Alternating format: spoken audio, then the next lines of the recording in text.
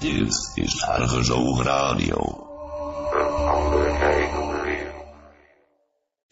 Good evening, ladies and gentlemen. This is Désirée Röver on Argusoog Radio in the Netherlands. And it is today, Sunday, January 27, 2013. And this is going to be a very special day again in the series of the Healthy and Well programs, because we always choose such controversial subjects. Haha. And as a medical researcher, it has been my experience that everything that the medical people tell us is not necessarily the truth. And so it's the same thing with AIDS and HIV. There is a lot more to tell about that than we hear from the medical establishment. And I have in my virtual studio here David Crowe from Rethinking AIDS. Hello, David. Hello, and thank you for having me on your show today. I'm really looking forward to being able to get the whole story of HIV and AIDS out today. Yes, that's the big idea, because I want you really to lay it out for us so we can really understand where the truth and the reality deviates from the stories that we have been told. Well, I think HIV and AIDS is special because there's a lot about allopathic medicine that's wrong, but usually there's a kernel of truth. There are mixed up with horrible interventions. There are some that work and some things that they do good and many things they do wrong. But I would say in the context of HIV and AIDS, absolutely everything about this theory is wrong. From the causation, the detection with tests, the drugs that are used, the assumption that it's an infectious agent, the supposed history of the disease in terms of an individual person, the pathogenesis, the fancy word for that. Everything that you have heard about HIV and AIDS is wrong, and there's been a large number of scientists, doctors, journalists, a lot of other smart people who've been saying this for many years, since the 1980s, and they have been thoroughly censored, although if you go onto the internet, you can still find them at our website, rethinkingaids.com, and many others. In fact, one that's hosted in the Netherlands is called virusmyth.com. is also one of the best websites that questions the HIV AIDS dogma. So I think I should go back to 1981, which is when the first few papers were published claiming that there was a new syndrome, not yet called AIDS. There was a new syndrome in previously healthy young gay men. Now, one of the things I want to stop for every once in a while is to talk about definitions, because words are incredibly powerful. And when I say previously healthy, that conjures up this idea of a gay man who's got a professional job. He works at a bank, and he's maybe in one of the new gay liberated cities like San Francisco or New York, and on the weekend he has some wild parties, he has lots of sex, but otherwise he's fits into society like everybody else. There's nothing unusual about his life, apart from the fact that he's gay and he likes to have sex with other men. But previously healthy does not mean that. Previously healthy basically means you haven't previously been hospitalized. You might have been living on the street. You might be a drug addict. You might be malnourished. But as long as you haven't been in a hospital, you're previously healthy. So here's a place where the technical definition of a word is directly contradictory with what we think when we read those words. And so the words maybe it was intentional, maybe it wasn't, have a huge propaganda value, because all of a sudden you think, well, if previously healthy gay men are at risk, then everybody's at risk. The first small number of cases. This was not an epidemic that exploded with thousands of cases. There was a handful of cases, I think 6 or 7 cases in the first paper. And they all had one thing in common, that they were all users of nitrite inhalants known as poppers. And this was noted in those original papers. And if you're a gay man, you almost certainly know what poppers are. They are sold still on the internet and in other places, I'm sure, in real stores as well. They're marketed almost exclusively to gay men. And the labels of these drugs are what we might call homoerotic. They're sexually charged in a homosexual sense. So the names of the poppers are things like Ram, Rush, there's one Silver, something, Iron Horse. There's sort of these clever names that gay men would understand exactly what this is all about. And I have no problem with this, except that it shows that they were marketed and used almost entirely by gay men. The rest of society largely did not know what poppers were. The name poppers came from the fact that they were used for heart disease.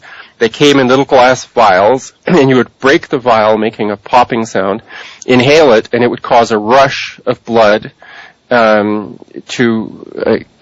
help with your problem of angina. I don't know how much it really helped, but they were prescribed for a long time. Among gay men, the rush of blood had both an aphrodisiac effect, and it also facilitated anal sex.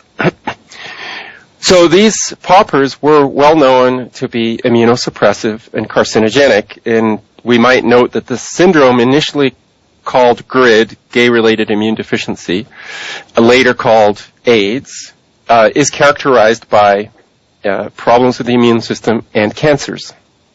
So it really shouldn't have been too surprising that the gay men who are heavy abusers of these drugs, and I'd like to clarify that we're talking about a small number of gay men, and not the entire gay community. So there were lots of gay men who didn't do drugs. The ones who were getting sick with what became called AIDS were doing a lot of drugs, poppers, and also a lot of other drugs as well. Although poppers were the thing that connected most gay men together. Anyway, the medical establishment immediately started looking for a virus, even though in the first paper they noted that none of the original victims had any known connection with each other. But that didn't stop them. If there is a disease in a community, it can't possibly be environmental. It must be caused by a new infectious agent that's somehow limited just to that community. And of course, once the epidemic races through the close community of gay men, it will, via bisexual men, get out into the heterosexual community, and therefore it will affect everybody. And that was a story they told later. So the viral community took over. It was actually the virus cancer community with researchers like Robert Gallo, who had been studying without much success viruses as potential causes of cancer. This was the major theory behind Nixon's war on cancer, was that viruses caused cancer, which of course doesn't really jibe with what we know about cancers, that many of them are environmental. And there's not a lot of times where you have 2 or 3 people in the same family or otherwise connected where they might pick up a virus from each other, all coming down with the same cancer at the same time, unless, for example, they all live next to an asbestos mine or to a source of radiation or to a source of petrochemical emissions or something like that. Cancers generally occur in older people later in life and are often related to some kind of environmental exposure. Yeah, toxicity and stuff like that. Yeah. And wasn't Gallo involved with a special virus cancer program that was in Maryland? Well, yeah, I don't know a lot about that. There's been some thought that he was trying to create a pathogenic virus, and I don't know what he was doing for the U.S. military, but as you'll see from my story later on, I don't have much truck with that theory because I don't believe that HIV exists. So if he was trying to create pathogenic viruses for military purposes. He wasn't very good at it. One of the things that we need to know about Robert Gallo, who's probably the most critical researcher from the establishment side, was that he had a bit of a shady background. He had been involved with his first cancer called HTLV1, which is pretty clear he appropriated from Japanese researchers. This virus was found in Japan, mainly in Japan, near the sites of the atomic bombs in Nagasaki and Hiroshima. Yet, of course, there was no attention given to potential environmental causation for some cancers occurring in Japan. They wanted to blame HTLV1 for those cancers.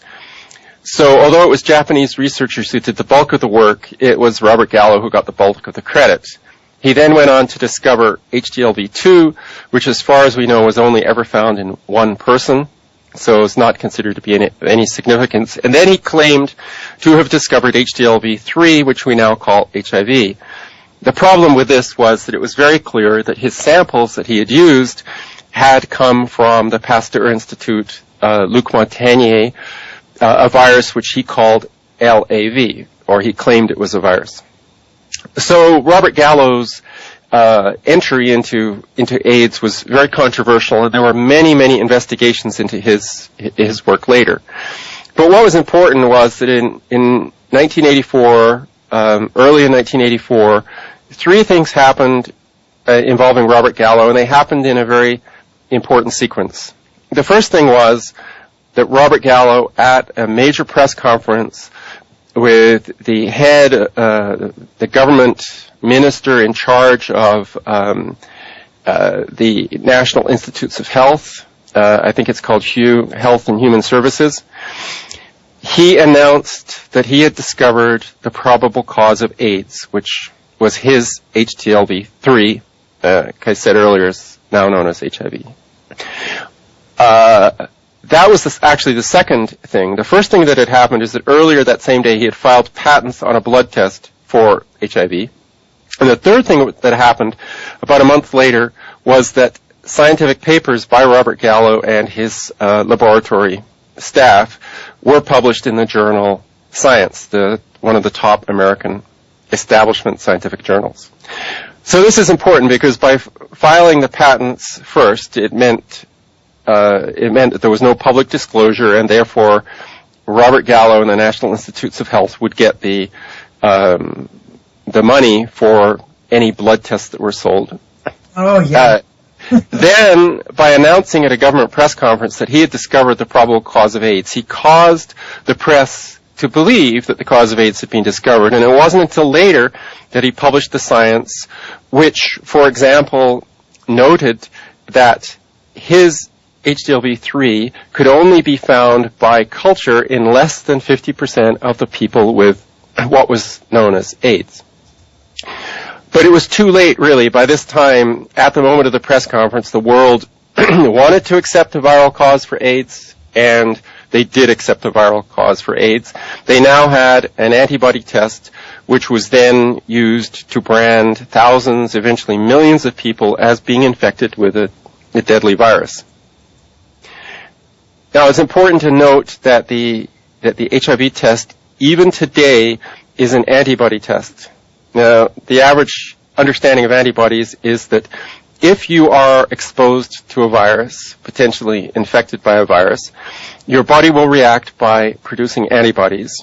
And if your body successfully knocks out the virus, kills all the virus in your body, the antibodies will remain. So the theory of, say, chickenpox is that somebody who had chickenpox when they were a child, when they're 20 or 30 years old, will still have the antibodies against chickenpox. So if they ever encounter the virus again, the body is primed and ready and will kill the virus right away, and you won't even notice that you had the virus in your body. Yes, and this is the basic idea behind vaccination. Also, they only talk about antibodies. Right. So it's a bit strange to use an antibody test to detect a virus, because an antibody test just detects prior exposure to a virus. So they immediately had to say, okay, well, this is a special virus that you cannot get rid of in your body. So they set this up to be a fatal condition by saying that once you're infected with HIV, you could never be cured, which is very profitable, actually, to never find a cure, because you can continue to produce new drugs, but you never get into a situation where you give somebody a pill and say, okay, now you're cured of HIV and AIDS because you've taken this one pill. They much prefer lifetime medication. They don't even really want a vaccine. And after all, a vaccine in AIDS would probably produce antibodies, which would register you positive on the HIV test. Yeah. So I don't know how they get out of that one. I've never quite understood how they were going to do that. So on the basis of an antibody test, they started tagging people as HIV positive and telling them that they had a fatal condition and would soon die. It should be noted that there are other HIV tests that are not as widely used. One of them is known as an antigen test, and an antigen is actually a protein from the virus. So the antigen test is actually looking for the virus as opposed to the body's reaction to the virus, and therefore should be more direct. Everybody who's infected with the HIV virus should have antigens, even if they don't have antibodies. Maybe their body is not reacting to produce antibodies. But the fact is that the antigen test is not positive in a lot of people who are antibody positive, and so for reasons I do not understand, they continued to use the antibody test to diagnose people. There is also the culture test, but the culture test has the same problem as the antigen test. Only about half of the people who are antibody positive are culture positive. And you would think from that means that the culture test is distinguishing between people who are infected, who have a positive culture, and people who were infected but are now cured, who have a negative culture. But that's not what's done. They just basically ignore HIV culture and HIV antibody tests in under most circumstances and continue to use the antibody test. If you read the labels of the antibody tests, they usually include caveats like, this test alone cannot be used to detect HIV, that AIDS is a clinical syndrome that can only be diagnosed clinically. So they went from the simple antibody test called ELISA, noting that there were many, many problems with this. There were many people testing positive on the ELISA test who clearly did not have any illness at all. So they said, okay, let's do a second antibody test, which we will call Western blot. So in the ELISA test, there basically is just a simple color change. You add serum to the test. There's a bunch of what they believe to be HIV proteins in the tests. If your blood develops antibodies against them, it causes a color change. And the intensity of the color change indicates whether the test is positive or negative. For the Western blot test, the test is a strip where the proteins believed to come from HIV are separated by molecular weight. So if you put serum on the strip, it will bind with some, but not usually all, of the proteins.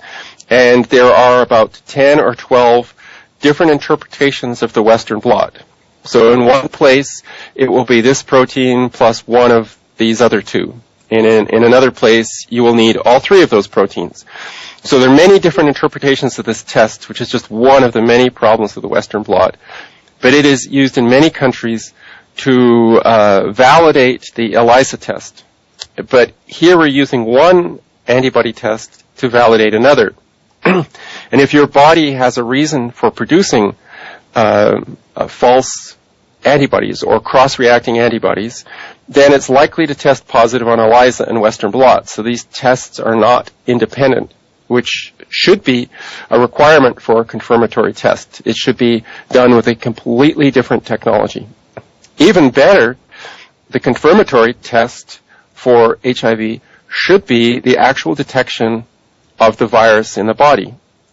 But as of today, the virus has never been found in the human body. If people look at the serum of people with supposedly high amounts of virus in their body, they do not find viral particles in their serum. And nobody has ever purified HIV, the virus. Yeah. So we are unable to validate the HIV antibody tests. What Robert Gallo did is still the logic today. He took people who are, dying of unexplained immune deficiency, and he said, okay, these people must be infected with the virus. So if they have certain antibodies, if we can find antibodies, in his case, he found that about 90% of the people who had, quote, AIDS, tested positive on his test kit. Then he said, those are obviously antibodies related only to the HIV virus, and if we find those antibodies in any other person, that means they're infected with the virus. There are many, many problems with this, because it ignores cross-reactions. It doesn't actually prove that the antibodies are caused by a particular virus. The antibodies could be against dying cells in your own body. These people are seriously ill. They have many, many dying cells in their body, and the body may be reacting against its own cells. And some people, in fact, think that many of the so-called HIV proteins are actually the proteins, cell wall proteins that may come from bacteria or fungus or even the body's own dying cells. There's many reasons why you would have an elevated level of antibodies if you were very sick. But then they turned around to perfectly healthy people and said, you are sick, you will soon get sick, and you will soon die. They terrorized the gay population. The gay population was convinced that there was this new deadly epidemic in their midst. They terrorized hemophiliacs and attempted really to terrorize the entire population. So for the first 3 years, 1984 to 1987, basically what they were doing was priming the pump. They were testing people, creating this huge quantity of panicked people, mostly gay men, telling them that they were soon going to die, and there was nothing they could do for them. There were no drugs. There was no specific therapy. They were basically on their own. So the gay community, in one of the most amazing the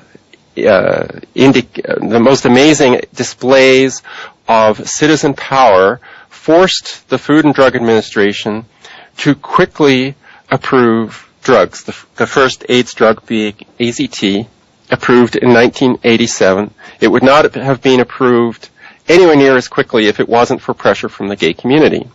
It sounds like a Hegelian thing, huh? Like problem, reaction, solution. Yes, well, it's still seen by many gay activists as one of their first articulations of their own power. One of the first times where they forced a society that was prejudiced against them to do something for them. But AZT is one of the most amazingly destructive chemicals that could possibly be put into the human body. AZT is what's known as a nucleoside analog.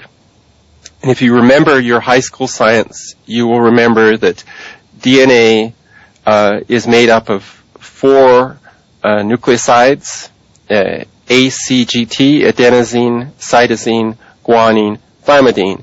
And it's not a coincidence that AZT ends with a T. The T stands for thymidine. So AZT is a false analog for thymidine. So what that means is that when a DNA chain is growing, when it needs a molecule of thymidine, it might grab on to AZT instead. But AZT is a defective bead in the chain, and it only joins at one end. What that means is that the DNA chain stops growing at the point that it incorporates a molecule of AZT.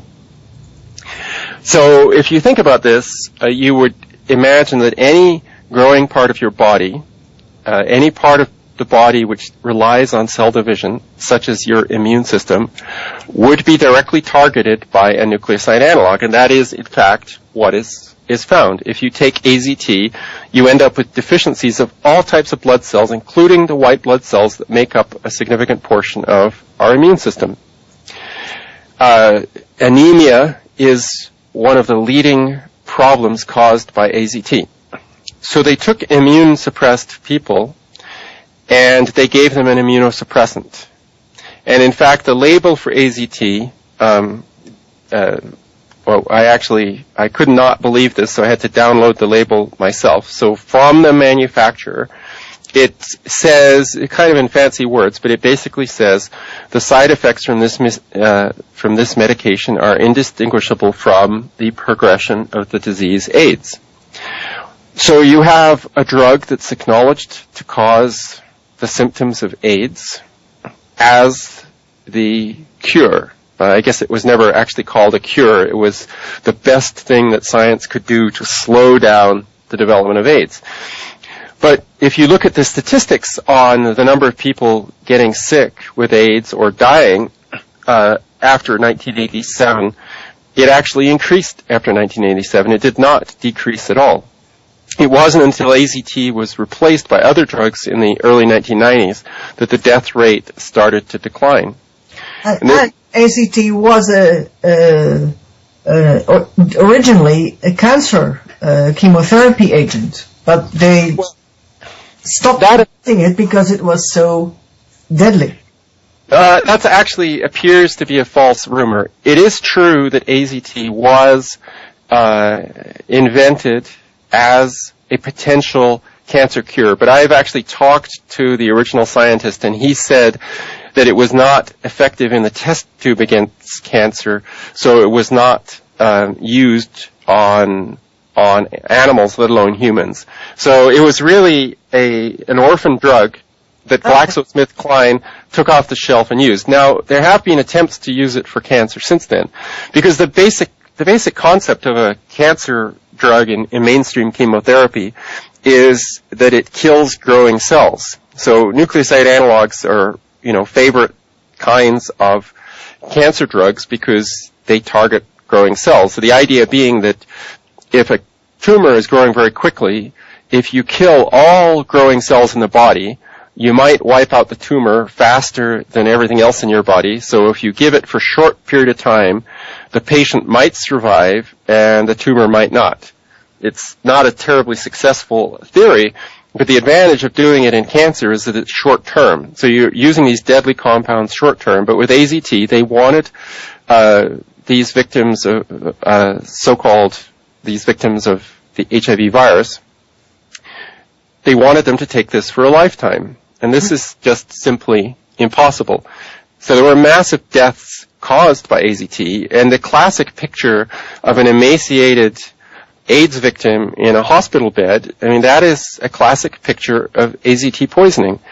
AZT, of course, kills the muscles, it causes anemia, and it destroys the bacteria in your intestinal system. It basically destroys every living part of your body, and you end up a living skeleton before you finally fade away and die.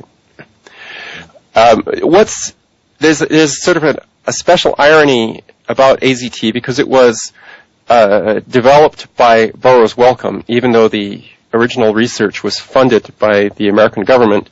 Burroughs Wellcome took it off the shelf, patented it for AIDS, and made a lot of money for it, and it's still being used today. But Burroughs Wellcome, which is now known as GlaxoSmithKline, knew a lot more about nucleoside analogs than they let on, because they had been selling a nucleoside analog in the 70s as an immunosuppressive drug for transplant patients. So if you're going to transplant a heart or a kidney or something into somebody else, you need to suppress the immune system so it's not rejected. So I was a little surprised to learn fairly recently from a doctor named Nancy Turner Banks, who worked with transfusion patients, I believe in the 1970s, that GlaxoSmithKline was selling a nucleoside analog specifically to be an immunosuppressive drug. To me, a nucleoside analog is far too broad spectrum to be used for anything like that, but in fact it was used, and it had tremendous side effects, but These were people who were going to die without a new heart or some other new organ, so this was sort of accepted as part of the price that they had to pay.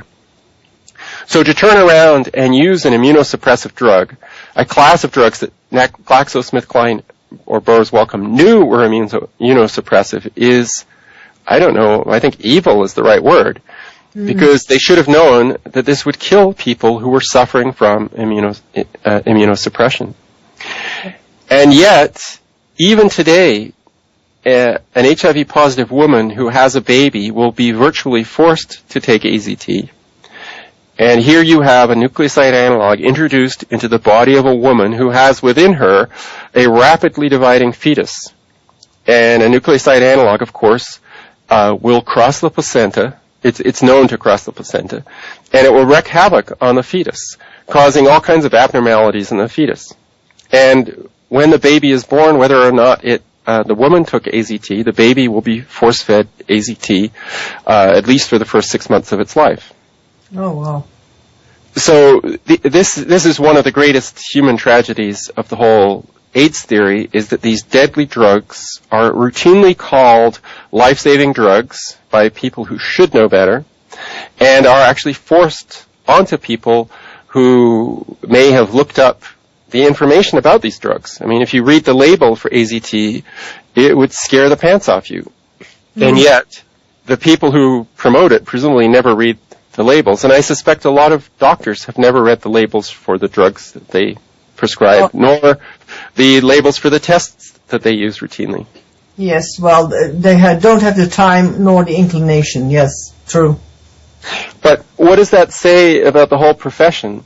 They basically claim to have this knowledge, which they will give to you, but they actually don't have the time to acquire it.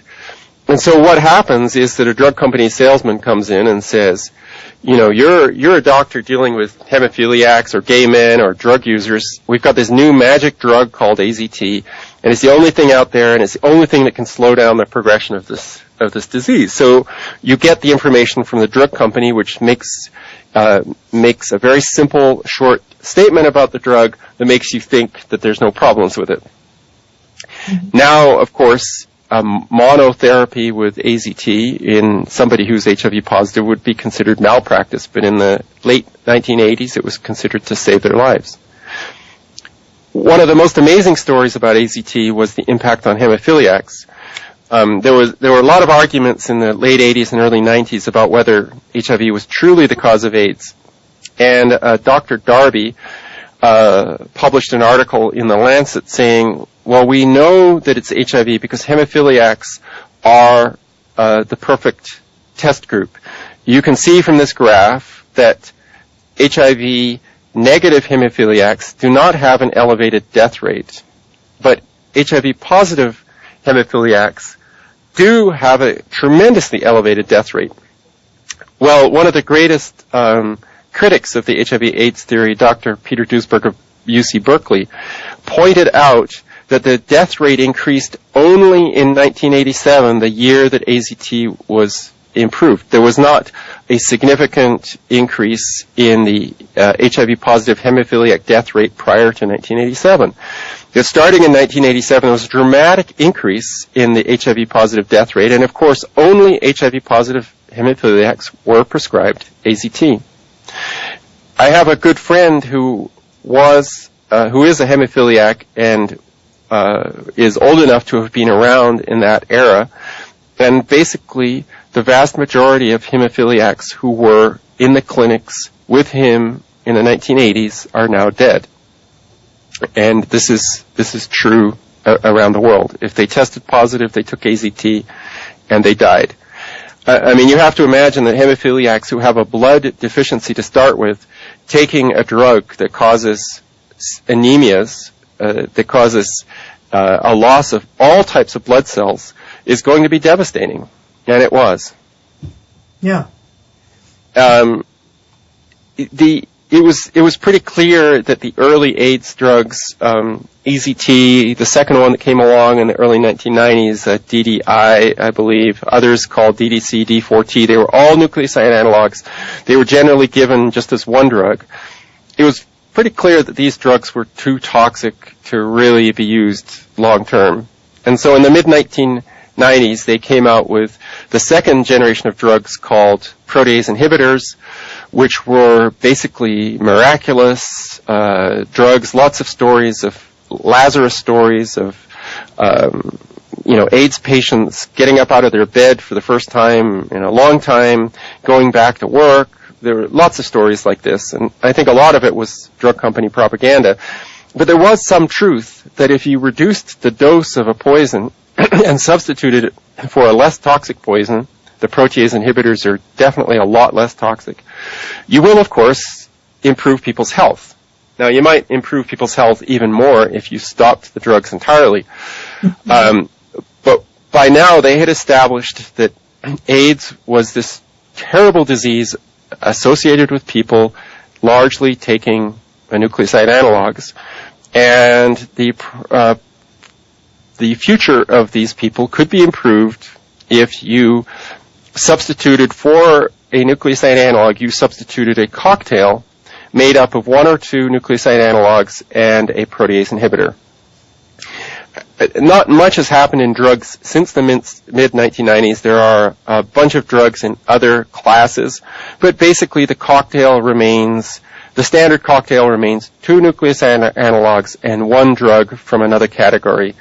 Some cocktails have four drugs, two nucleoside analogs, a protease inhibitor, and one drug from another class. But the doses of nucleoside analogs have been reduced dramatically since the 1980s and 1990s, and it is true that people are living longer with these drugs, but there's still no proof that they actually need the drugs at all. The side effects of the drugs have changed over time. Serious anemia was probably the most significant problem with AZT, but there were also many other problems, failure of the pancreas,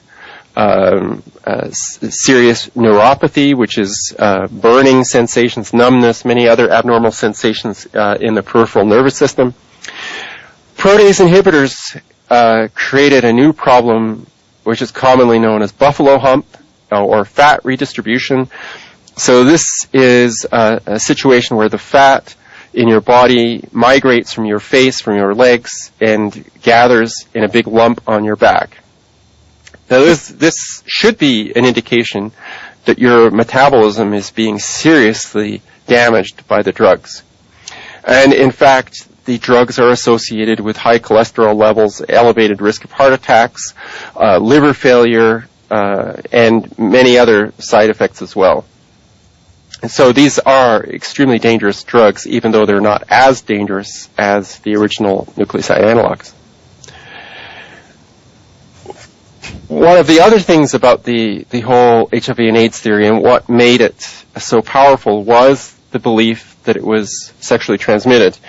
As I pointed out at the very beginning, in the original cases, there was no evidence that it was sexually transmitted because this handful of gay men who come down with this so-called new syndrome were not in any way related with each other.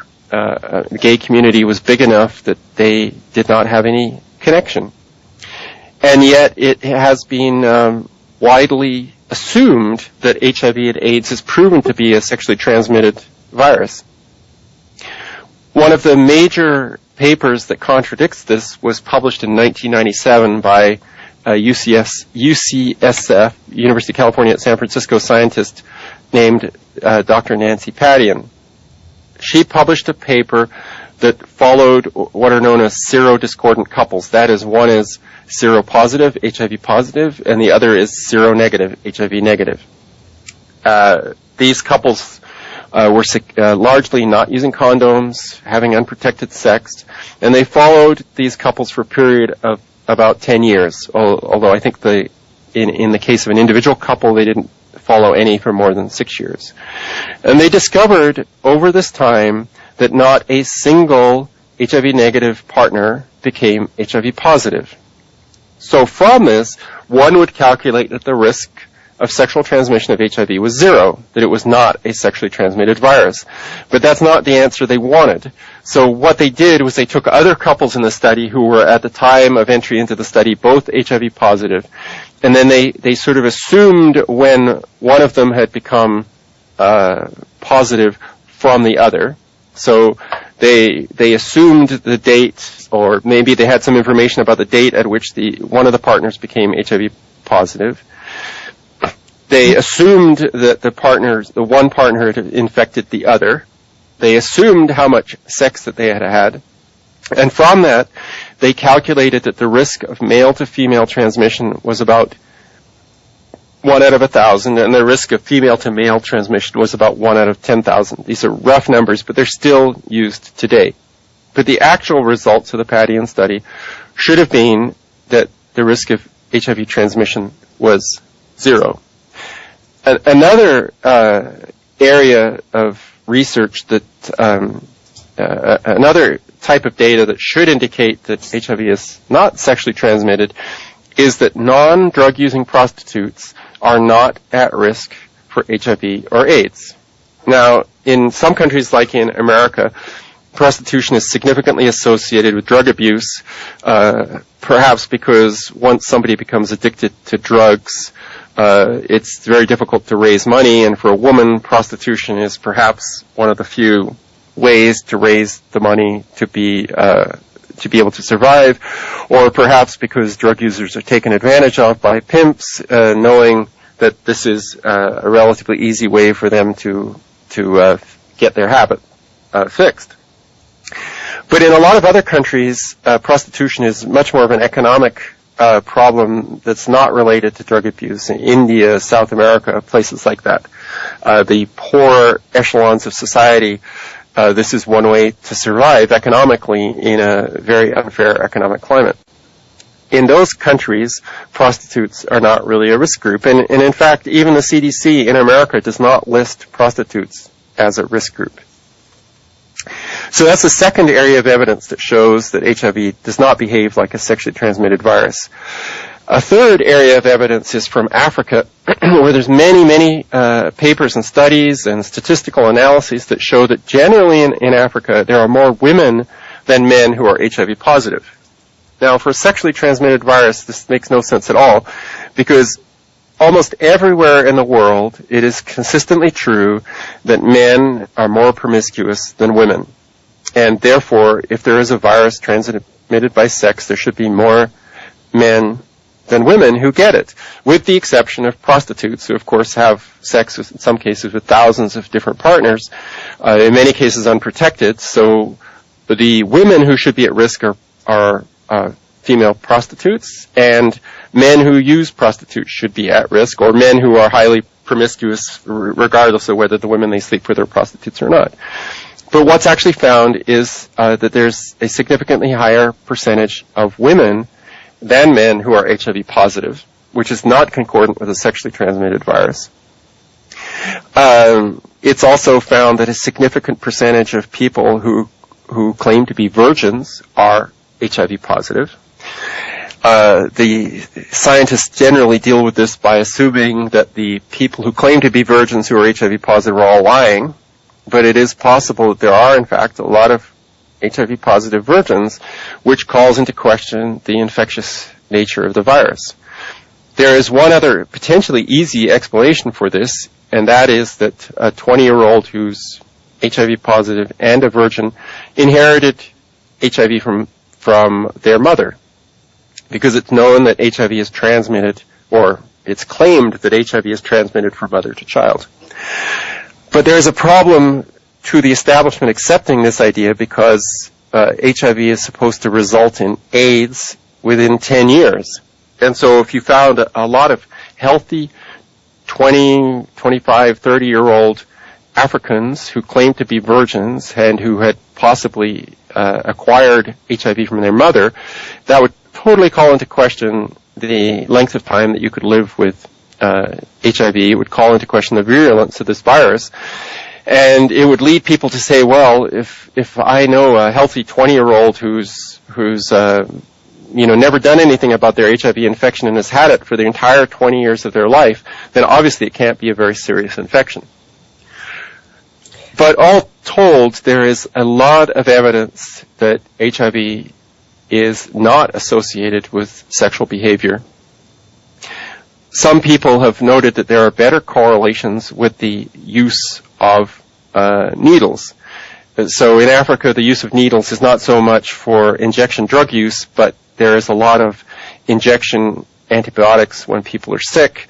There is injection birth control. So the use of needles is much more highly correlated with HIV status than sexual behavior. But if the HIV is an antibody, the HIV is an antibody test, obviously the more needles you inject, the more foreign substances you've injected in your body, and that could raise the level of antibodies. Therefore, one would expect that people who had been injected with more needles would be more likely to have an elevated antibody level and therefore be more likely to be HIV positive. And this may also explain some of the strange findings in IV drug users. Another very important study from 1997 was from Canadian researcher Julie Bruneau and colleagues. And what this study showed, it analyzed data from a needle exchange program in Montreal, which has a very large problem with injection drug use. What they found was that people who consistently did not use needle exchange programs were much less likely to be HIV positive than people who consistently used needle exchange programs. Let me put it another way. The paper showed that consistent needle exchange program users, people who almost always got their needles from a needle exchange, were 10 to 20 times more likely to become HIV positive than those who never used clean needle exchanges and who may have borrowed needles from other people, who may have acquired previously used needles, things like that. So this is impossible to explain with the mainstream HIV AIDS theory. And it's totally in contradiction with it, basically. It's yes. Around. Yeah. Right. Now what might be the explanation for this, given that the HIV test is an antibody test, one would have to ask, well, are the clean needle exchange users injecting more drugs? And this does appear to be the case. Mm-hmm. Now, what are they injecting into their bodies? A needle exchange program is not associated with the actual provision of the drugs by the needle exchange. The only thing the needle exchange gives you is a clean needle. You're still buying drugs off the street. And the vast majority of what's in the drugs that you're buying off the street is not pure heroin or pure cocaine or whatever it is you think you're buying. There are fillers. These drugs are produced in people's houses, in illegal labs, and therefore you would likely find impurities, solvents that are not being properly extracted. People have found bodies, parts of insects in these drugs, shards of glass or metal. And so what you're injecting into your body as an IV drug abuser is essentially an unknown substance. You're putting vaccines. Yes, well, it's worse than vaccines because, I mean, at least drug companies do have some standards. I mean, I don't think they know what's in a vaccine, but there are standards for cleanliness. It's unlikely that you would find an insect body in a vaccine. But when you're buying street drugs, there are no standards whatsoever. And so you're putting your life in the hands of probably one of the sleaziest persons in the world, which is your local neighborhood heroin dealer or cocaine dealer. But it's not maybe even what you're injecting that's the problem, because there's a very high correlation between, for example, cocaine and HIV antibodies, and it doesn't depend on the method of use. So cocaine is often snorted or taken as crack, not necessarily injected. And yet cocaine is associated with HIV antibodies regardless of the method of use. generally, AIDS research only looks at IV drug users. It doesn't look at the many other types of drug users, inhalant drug users, for example, or people who swallow pills. All it looks at is people who inject the drugs into their arms. So given that cocaine is associated with HIV antibodies, even if it's not injected, one has to say, well, maybe it's some of the stuff in the cocaine that you're inhaling that could be causing the generation of antibodies. And the same thing may occur even if you inject it. So it's not a virus that's causing the generation of antibodies. It's the other things in the cocaine or the heroin or the other street drugs that are causing the problem. So these are just some of the many arguments against HIV being an infectious virus and causing its disease through replication as a virus. Yeah, and what you have been telling sounds like an intricate web of lies that, the exit is not to be found anymore, almost. Yeah, it is a web of lies. I mean, one of the interesting lies, if we go back to Robert Gallo, there are really two big names in the original AIDS research. There's Robert Gallo at the National Cancer Institute, the National Institutes of Health in America, and there was Luc Montagnier at the Pasteur Institute in Paris, France. Now, what's interesting is when a Nobel Prize was given in 2008, it was given to Luc Montagnier and one of his co-workers at the Pasteur Institute. It was not given to Robert Gallo, even though he was the first person to publish claiming that he had discovered the HIV, the virus that he believed caused AIDS. So you have to ask, this is really strange. Like, there's a lot of priority given in science to what's known as priority, the first person to invent something. And there's been many arguments over who was the first person, for example, to come up with the theory of evolution. Was it Darwin or Wallace? Because if it was Wallace, then we should call it Wallace's theory of evolution, not Darwin's theory. Scientists are obsessed with priority. Who discovered something first? So what the Nobel Committee knew was that Gallo had not actually discovered anything himself because he had used Luc Montagnier's samples to do all of his important research. But even Luc Montagnier had not purified the virus. He's admitted that. He admitted that in the 1990s on camera to a filmmaker that he had not purified the virus. He didn't claim to have purified the virus. And in fact, there's a very important film called House of Numbers by filmmaker Brent Young that is really important because it interviews the AIDS establishment. And of course, it interviews Robert Gallo and Luc Montagnier, both of whom are still alive. And Luc Montagnier makes several astounding statements, and I, of course, I'm paraphrasing, and these are not exactly what he said, but you can see exactly what he said if you watch the movie. He said that a good immune system can reject the HIV virus in a few weeks. It's around from day one with so much. Yeah, sorry. I was looking for the House of Numbers thing, yes.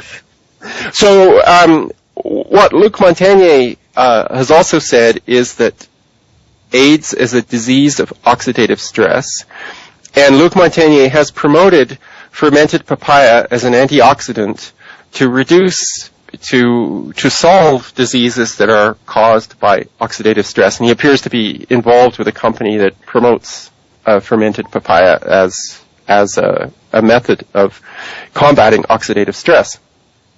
So Luc Montagnier is a very interesting figure because he did what is generally considered to be the original research. It was essentially stolen from him.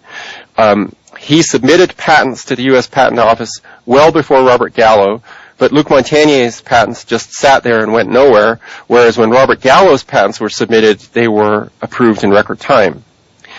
The reason I'm going here is because a few years after it was clear that Robert Gallo was claiming things that didn't really belong to him, there was a high-level meeting meeting, I believe, between President Ronald Reagan of the United States and I believe it was Jacques Chirac of France. And at that time, they agreed to a false history of the development of the discovery of HIV and the development of the HIV antibody test that gave both countries sort of equal weight in the discovery. Later, the United States had to back off even further. There was a congressional investigation into Robert Gallo's research. There were investigations by the National Institutes of Health. They were all aborted at one point or another. The congressional investigation was aborted when the Republicans took control of Congress, I believe in 1996 or 1997. Had nothing to do with Gallo's guilt or innocence. But once the Republicans took over, they stopped all of the investigations that the Democrats had been doing, and so Gallo got away by the skin of his teeth. In the case of a finding of scientific misconduct against Robert Gallo, the government funded National Institute of Health basically changed the definition of scientific misconduct. They got a bunch of lawyers to agree that in order for it to be scientific misconduct, you had to have the intent to deceive. So this is kind of like first-degree murder. It's not first-degree murder unless you have intent to kill somebody. Otherwise, it's manslaughter or second-degree murder. So they said it's only scientific fraud if you intended to deceive. But that's like saying that a pilot is only incompetent if he intended to crash his airplane and not if he accidentally crashed it. A scientist should have a responsibility. A scientist should have a responsibility to keep accurate and truthful notebooks. Robert Gallo was discovered, for example, to have changed his notebooks once the investigations began, and they actually brought in the Secret Service to try to find out when certain marks were made in his notebooks. But that was not considered, in the end, was not considered scientific misconduct because nobody could prove that Robert Gallo deliberately attempted to deceive anybody. It seemed pretty obvious from the outside, but unless you can get inside his head, or unless he actually wrote down in his diary or in emails that, I set out to steal Luc Montagnier's virus, unless you can prove that somehow, you can get away without being convicted of scientific misconduct. Mm-hmm. There is a remarkable book that was written by John Crutzen, a Chicago Tribune science reporter. It was published, I think, around 2001 or 2002. It's called Science Fiction's The Dark Legacy of Robert Gallo. And this is based on the investigations that John Crutzen did, mostly in the 1990s, where he chased Robert Gallo around the country, discovered all these amazing documents that were in Robert Gallo's files, or were brought out in a lot of the investigations, and wrote many articles about it. He was about the only reporter who seriously pursued Robert Gallo's scientific misconduct. And the fact that this book could be published is a detailed analysis of Robert Gallo's misconduct. The fact that there's never been a lawsuit where Robert Gallo tried to sue John Crutzen indicates that Robert Gallo must accept that the book is essentially true. And I think he's relying on the general disinterest of the population of the world that will ensure that very few people read this important book. But if you truly want to understand the whole HIV AIDS fraud, you have to understand Robert Gallo's part in it. And I think to do that, reading John Crutzen's book is the best way to go. 700 pages. Whoa. Yes, it is, and it's not. I would not consider it a well-written book. I found the timeline of the book sometimes confusing, but it is still the best analysis of what happened. And if you have the time and patience and you're willing to draw out a chart so that you can sort of put it all together yourself, it is quite amazing. And some of the episodes that are described in that book are really quite amazing. For example, when the Centers for Disease Control, which was a little bit outside the loop on the whole HIV/AIDS thing, it was the National Institutes of Health that was really taking the lead, and there was a lot of, shall we say, competition between these two organizations. Centers for Disease Control decided to get involved in the validation of the HIV test. So they took Luc Montagnier's test from the Pasteur Institute, and they took Gallo's test, and they tested them on presumably people who had what was called AIDS. They found that Luc Montagnier's test performed a lot better than Robert Gallo. So basically, Robert Gallo bullied his way into changing the way that the testing was done. Now, on an HIV antibody test, an ELISA test, which is what was first used, I mentioned earlier that it was basically a color change. People think of an HIV test as positive or negative.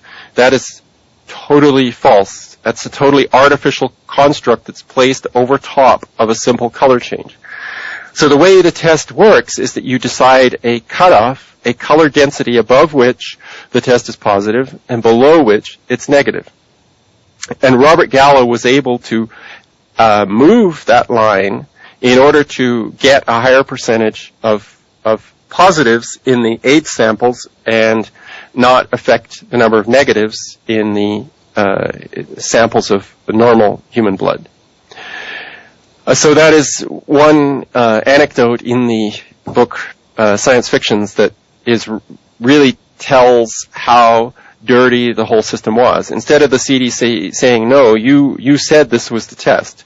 So if you want to come back with a different test, we can test it again, but we're not just going to accept that you're just going to move the boundary a little bit and all of a sudden your test becomes as good as Luc Montagnier's test.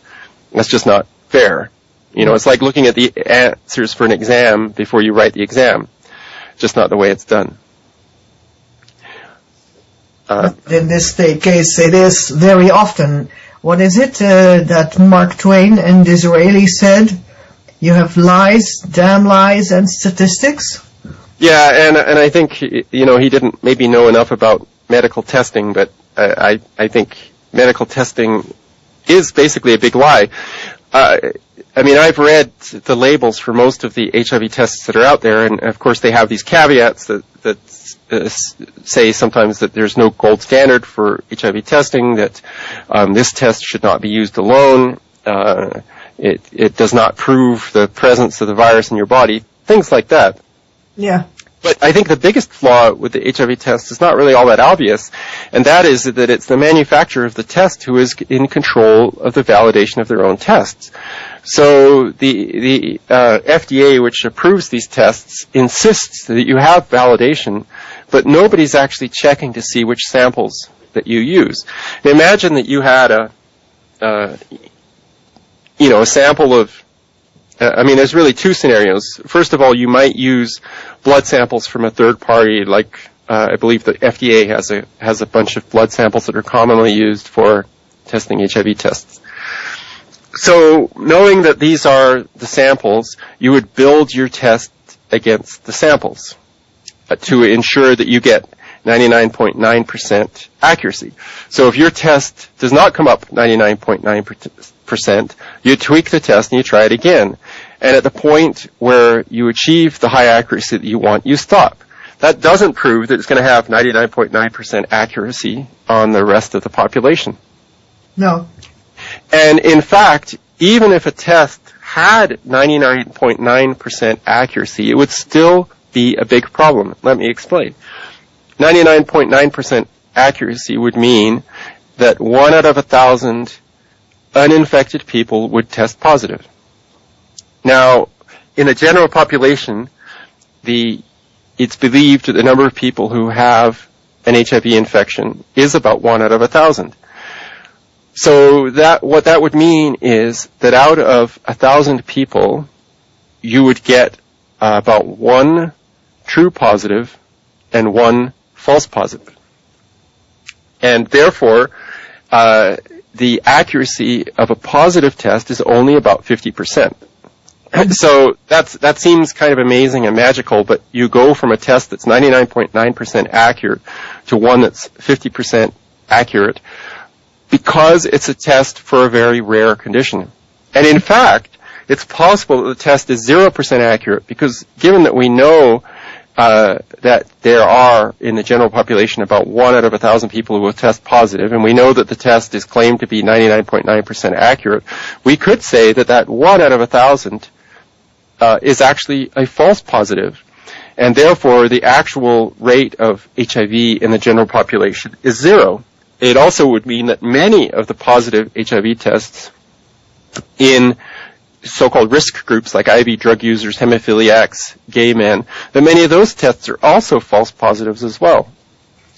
And if, in fact, the HIV test turns out to be just a generalized test for a highly activated immune system, then one could also say that the reason why IV drug users have a higher risk of these tests is because they are exposed to more immunosuppressive substances in the illegal drugs that they take. That hemophiliacs are immunosuppressed or have an activated immune system because they are exposed to foreign blood products on a routine basis. Yeah. And with gay men, it could be the poppers. It could be that the gay men who were getting sick were also using other drugs. Or some people have hypothesized that anal exposure to semen is a risk factor for an activated immune system. In other words, that through the rectum, some of the semen leaks into your body and activates the immune system. So there are some theories for why gay men would be more likely to test positive. I'm not totally convinced of that. I think it could just simply be that gay men were the original target, and they found a test that tested positive in a lot of gay men, and they ran with it. Yeah, I can't shake the impression that with this whole HIV AIDS story, that it was something that has been set up beforehand with an agenda that, well, could be population control in Africa. But the craziest thing is that AIDS is, in America, it's a gay sickness, and in Africa, it's a hetero sickness. What is it? Well, actually, I was saying that I was going to talk about definitions, and now is the appropriate time to talk about the definition of the term AIDS. And if you ask the average person, including highly educated doctors and researchers, many of them would have difficulty with defining the term. It is actually defined generally by public health officials. So in 1981, AIDS was considered to be a Kaposi's sarcoma, a skin cancer, or a skin condition. And it's not clear that it's actually a cancer because it regresses in many more cases than true cancers do, and PCP pneumonia. So those were the two signature diseases of GRID, gay-related immune deficiency. By 1987, the definition of AIDS in America had expanded to approximately 30 different infections and cancers. And of course, by now, the people who were diagnosed HIV positive starting in 1984 had already been drugged with many things apart from AZT, which coincidentally came out in the same year as the redefinition of AIDS. But these people were already receiving large doses of antibiotics, steroids, and other drugs because they were perceived to be at risk, or in 1984 they had tested positive. In 1993, there was another major redefinition of AIDS in America. And this time it was not the addition of more diseases. I think 1 or 2 more diseases were added. But they added a category for a positive HIV test with a low CD4 immune cell count, below 200. No AIDS-defining disease was necessary. By 1997, only 4 years later, about 65% of new AIDS diagnoses in America were in people who did not have an AIDS-defining condition. They did not have one of the 30 different infections or cancers, but all they had was a low CD4 cell count and a positive HIV test. No other country in the world took this definition. So in Canada, for example, where per capita the rate of AIDS is about 1/10 that of the United States, we have about 1/10 the population. So we have 1/100th the number of AIDS cases as in America, approximately. Canada did not take this new definition, which dramatically expanded the number of AIDS cases in America. After 1997, the United States stopped publishing this statistic. So it is no longer possible to know from CDC statistics, which are published annually, what percentage of people are diagnosed with AIDS without an illness. So we're now in the arena of virtual disease.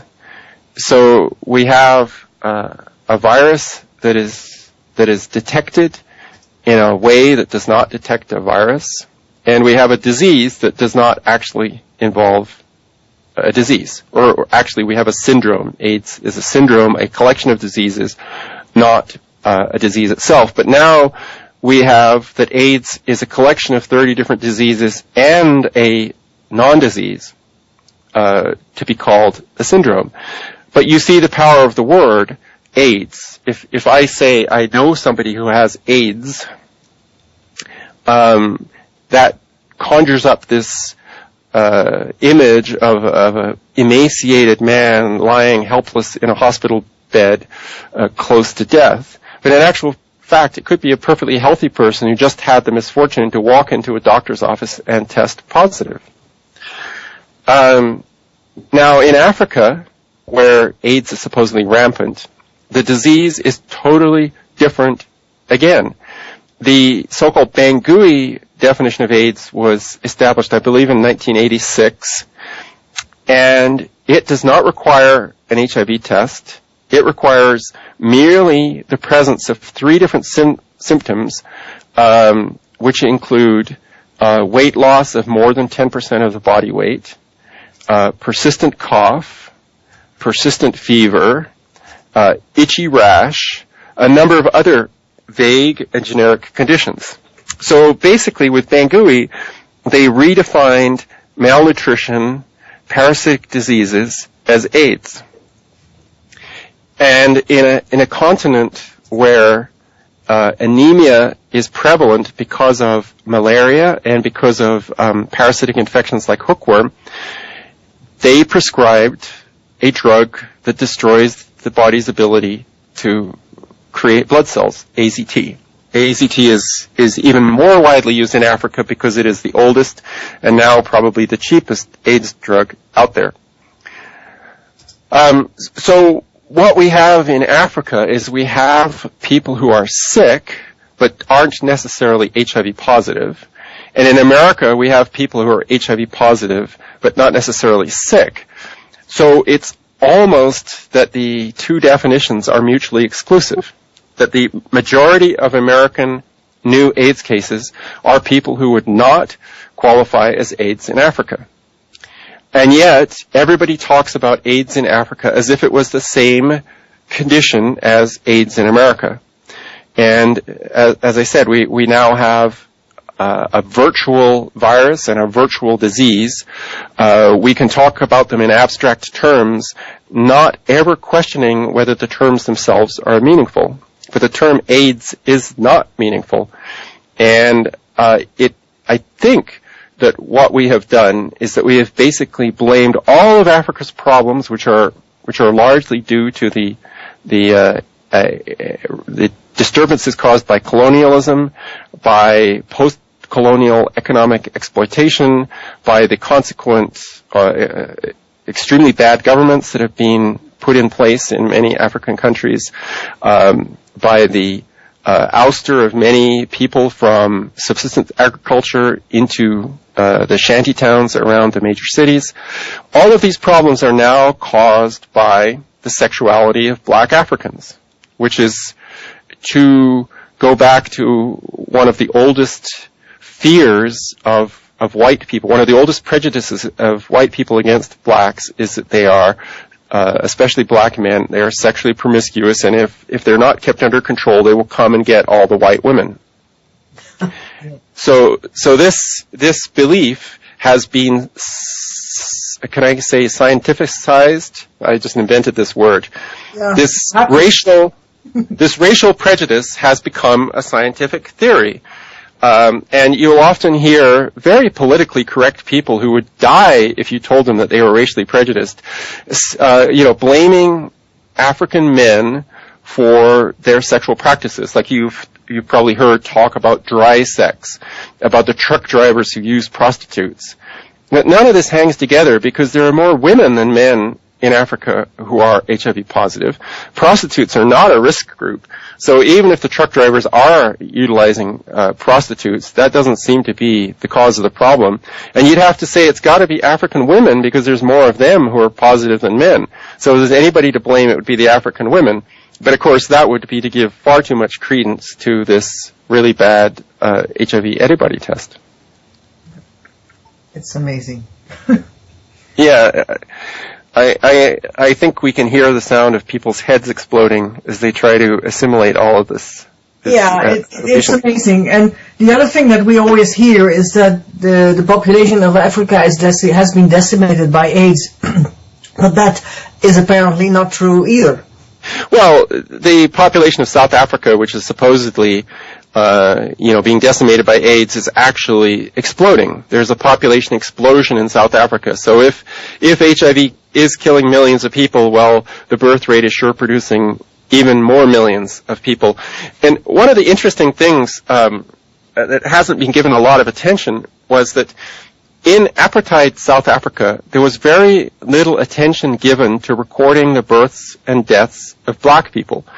There were very good, there were lots of offices in white areas that you could go to report a birth or death or marriage or other things. But in black areas, this was not so true. And so there was a lot of undercounting of deaths among blacks. And as apartheid ended, one of the things that the government of South Africa did was that it somewhat equalized that problem, and so the reporting of black deaths increased. And so there was this surge in the death rate amongst blacks, but it was completely artificial because it really reflected how bad the statistical gathering in South Africa had been in the apartheid area. Apartheid era, pardon me. Mm-hmm. And so a lot of this was blamed on AIDS, this huge increase in death rates. And yet it was probably totally artificial. And given that the population is growing at a dramatic rate, one would have to say that AIDS is not that significant a problem that's having any noticeable impact on the growth rate. But that hasn't stopped scientists from calling people like Dr. Peter Duesberg mass murderers. They've even calculated, totally by mathematical models, which is another virtualization of disease, have calculated hundreds of thousands of people that have died because South Africa delayed bringing in the life-saving drug AZT into the population. Of course, we don't know what would have happened if South Africa had widespread access to AZT in, say, 1987. It's quite possible that the population of South Africa would be significantly smaller today, but given the AIDS establishment is in control of scientific journals, and given that it's in control of most politicians, Thabo Mbeki was one exception to that rule. Yes. They pretty much have control over the estimates of how many people died because something was done or because something wasn't done. One slaughter by the AIDS establishment that is being quietly admitted was the provision of formula to HIV-positive mothers. It was believed that HIV could be transmitted via breast milk. And so, especially in the late 1990s and throughout the 2000s, there were widespread programs to provide formula to mothers in Africa and other poor parts of the world. Oh gosh, yes. Now, formula in a poor country is virtually a death sentence. There's extremely high death rates from formula for many different reasons. One of them is that formula is often substituted when people can't afford it. It may be diluted because people can't afford the high cost of formula. It is very difficult to prepare formula in a reasonably sanitary way without a modern kitchen. It's very difficult to get the temperature of the formula exactly right, to make sure that the bottle is sterilized, et cetera, et cetera. So gradually, pardon me, go ahead. The quality of the water? Yes, I forgot that. So you've got dirty water. It's either contaminated with bacteria or it may be contaminated with pollutants of various kinds. Yes. You have the fact that in a warm climate, a bottle of formula will collect bacteria very quickly, even if it's left only for a few minutes before being used again. So formula is basically deadly, and in countries that adopted formula most significantly, like Botswana, it was eventually agreed that there was a huge death rate of babies from this. But again, people knew there would be a high death rate, but they said, well, look, HIV is a deadly infection. Every baby who gets HIV will die of AIDS. But formula doesn't kill every baby, so it's better to give formula than to let them all die of AIDS. Of course, that assumes that every HIV-positive baby dies of AIDS. It assumes a lot of things, but it was eventually agreed that this whole use of formula was a total disaster. And then all of a sudden, scientists started saying, well, what we need to do is to do exclusive breastfeeding for 6 months. And at first they said exclusive breastfeeding for 6 months and then immediate weaning, which is, of course, very hard on the mother and the baby, virtually impossible to do. But it was a way for them to back down on their original recommendation of formula feeding. It's also another sign that one of the things scientists and public health officials need is control. So, prior to the era of AIDS, it was generally agreed that exclusive breastfeeding was best for mother and child, particularly in poor environments. And then after about 10 years of experimentation with formula, it was agreed again that breastfeeding was the best thing for mother and child. But the establishment had to be in charge. They couldn't leave uneducated mothers in Africa to do what their mothers and grandmothers had done, which was to breastfeed their children. They had to tell them that they were going to be breastfeeding their children, and they had to tell them how they were going to breastfeed their children. And so they had to try to push aside cultural practices, which might not all have been all that useful, to impose breastfeeding in a Western style, which of course probably doesn't actually extend too far outside the clinics where mothers are trained in breastfeeding, if that's even done. But it really illustrates more than anything the need of the allopathic medical establishment to control every aspect of people's lives. But if we want to talk about hundreds of thousands of deaths, we should be talking about the deaths from formula feeding. But instead, we're talking about the hypothetical deaths that occurred because we did not give the nucleoside analog AZT to Africans in the 1990s. Yeah, and it is always, as you say, that the medical establishment wants to interfere with the natural way of things because there is no money to be made there. Well, yeah, I mean, AIDS is like a perfect pregnancy in AIDS, perfect for the allopathic medical establishment, would start with the woman being put on antiretroviral drugs during her pregnancy. And of course that might cause problems during the pregnancy because these are highly toxic, which generates more revenue for the medical establishment. Yeah. When she goes to have the baby, you might give her an infusion of AZT during the birth. You would of course want to do cesarean section or a vaginal delivery with vaginal cleansing, and emphasizing to this woman that her genitals are dirty and infected. And then as soon as the baby is born, you want to put the baby on AIDS drugs as well. Plus, you're going to be testing the mother for this, that, and the other thing You probably test her blood levels because you know the drugs cause anemia. You probably test her liver enzymes because you know the drugs can cause liver failure.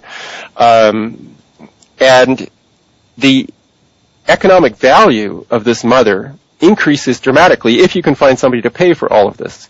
Now, the mother's health might be destroyed, the baby's health might be destroyed, but that's a small price to pay to stimulate the economy in the minds of the allopathic medical establishment.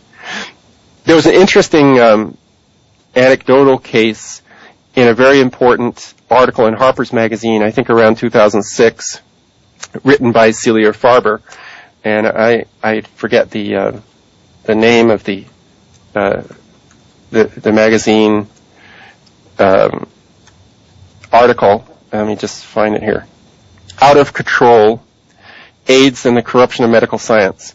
She talked about a poor black woman in America who was discovered to be HIV positive during pregnancy. Now, it's not that uncommon because in many states, HIV testing during pregnancy is heavily pushed on women, and in some states it is mandatory. A woman cannot refuse HIV testing, or if she does, her baby will be taken away from her even before birth. They will take custody of the baby. So this woman, being poor, did not have health insurance, and so was offered to participate in an experiment with the drug nevirapine to prevent the transmission of HIV to her baby. So this woman probably didn't know anything about HIV and AIDS before, except the propaganda that she might have received through television or popular media. And so she basically said, what can I do to save my baby? And they said, well, since you can't afford the drugs on your own, you're not insured, if we get you into this experimental treatment, the drugs will be free. So she agreed to do this, and she succumbed to liver failure just after her baby was born. The baby is now being brought up by her sister. It was later agreed that nevirapine caused liver failure, that the monitoring of her liver enzymes was not sufficient, that all the signs that her health was starting to fail were ignored, and they continued to give her a nevirapine until she died. And who knows how common this kind of situation is in Africa, how much maternal mortality is caused by giving antiretroviral drugs to mothers, how much infant mortality is caused by giving antiretroviral drugs to the children after birth. It's just not known. Nobody seems to care. But the economic stimulus to the major pharmaceutical companies and to the rest of the medical industry is incredibly significant. And it's draining a lot of the economic resources of African countries. It's also draining the economic resources of the West, which puts a lot of money into subsidizing AIDS in the third world. Money that ends up in the pockets of the major drug companies, the major NGOs, causes a lot of economic activity, but it's economic activity that generally does not benefit in any real way the population that lives in the countries that are the beneficiaries of this so-called aid. Yeah, well, what I see in the medical establishment is that it is never about the people. It's always about the money, and the politicians go with ever the big pharma companies want and demand. It's a totally upside down world. Yes. And I think one of the major purposes of an allopathic medical establishment is to inculcate the medical student with a certain number of beliefs. One of them is that the pharmaceutical companies are nice sugar daddies. You can always go to pharmaceutical companies to get benefits. Now, there are some medical schools that have tried to rebel against the influence of pharmaceutical companies during medical education, but that's a minority and it hasn't been very successful. Another belief is that your medical paradigm, the allopathic medical paradigm, is vastly superior to all other medical paradigms, and it's certainly superior to letting nature take its course. Yeah. And that is that arrogance that it produces in people is very common amongst the allopathic medical establishment. They have a really hard time accepting alternative medicine, and they have a really hard time accepting natural things like natural childbirth, breastfeeding, things like that. And I don't think it's, I don't know if I'd call it a conspiracy, but I think if it's anything, it's a conspiracy of common interests. It's sort of a Darwinian thing. Like, let's say that you're a doctor who really believes that natural practices should be encouraged.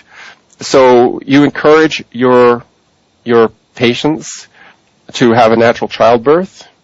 Maybe you even encourage them to have a midwife do the childbirth, because since that's better, you know that's better than having a doctor participate in the childbirth. You encourage them to breastfeed. So you get a lot less money from your patients. The patients may be healthier. But you are likely to go out of business because you're not billing enough to survive. Now, consider that you're the kind of doctor who says, modern mothers formula feed, and we can schedule your cesarean section at the time that is most convenient for you. Yeah. This doctor is going to make a lot more money, and he's going to be a lot more successful. So survival of the fittest. Over time, the number of interventionist doctors is going to increase, and the number of non-interventionist doctors is going to decrease, and we end up where we are today, where doctors tend to believe in intervention. I think there's always some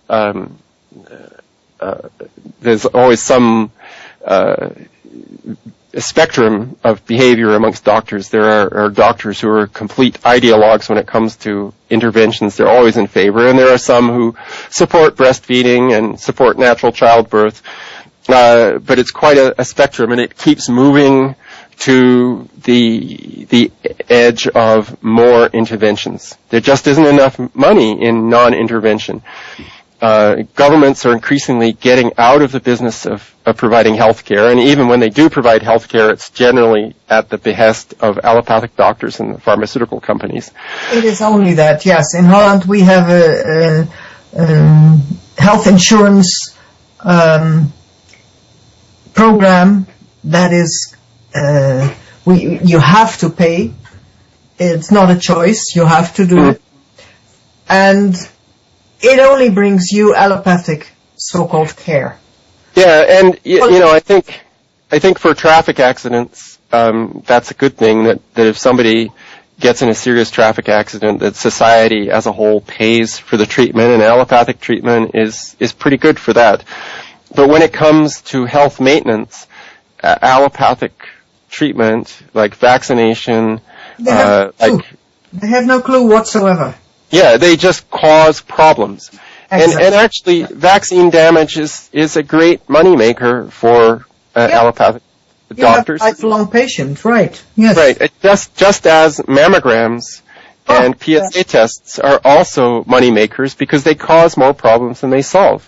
It's not clear they solve any problems, but they are themselves generate revenue, but they also generate side effects, which generates more revenue. They generate cancer. Yes, and so you not only test people for breast cancer, but you cause more cases, and then you have to treat more people later. So it's a really horrible system, and it doesn't really seem to matter if you have the American system of sort of a mixed. It's everywhere because it was set up in 1910 it started with Rockefeller-funded Flexner Committee, and the Flexner Report saw to it that in the States all the medical schools that had to answer to a certain standard. So women's medicine disappeared, black people's medicine disappeared, and all sorts of indigenous very important knowledge completely was faded out, and the pharmaceutically based medicine was installed.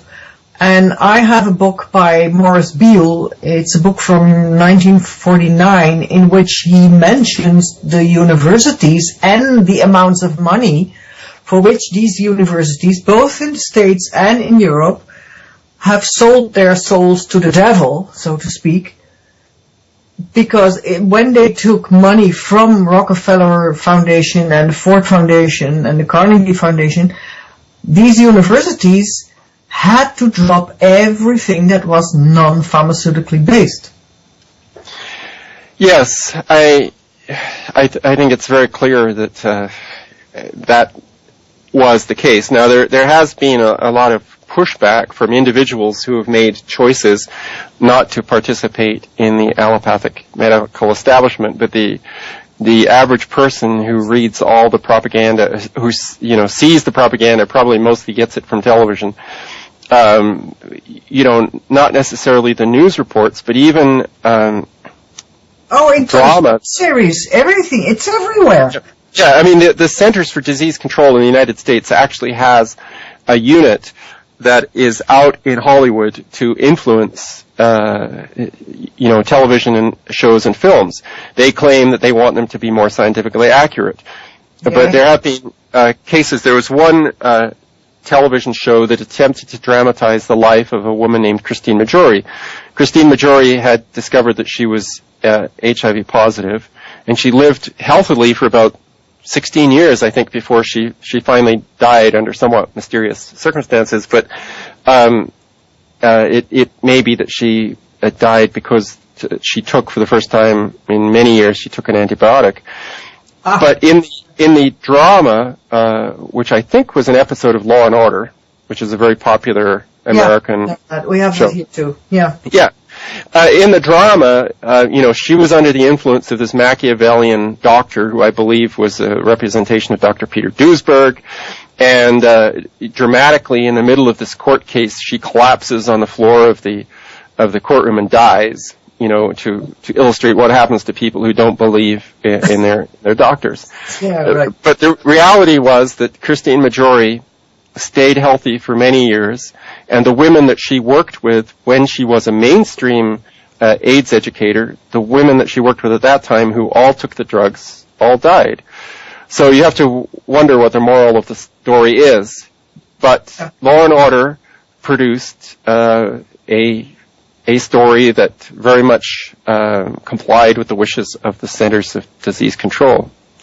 And that means that people grow up believing in the miracles of modern medicine and not at all understanding the significant downside, the number of people who die from taking pharmaceutical drugs without any ability to predict who will or who won't die, the number of people who are damaged or killed by vaccines, the number of people who are damaged or falsely diagnosed based on mammograms, PSA tests, all of those different things.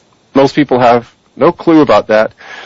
But I think increasingly people do come across this in their daily life.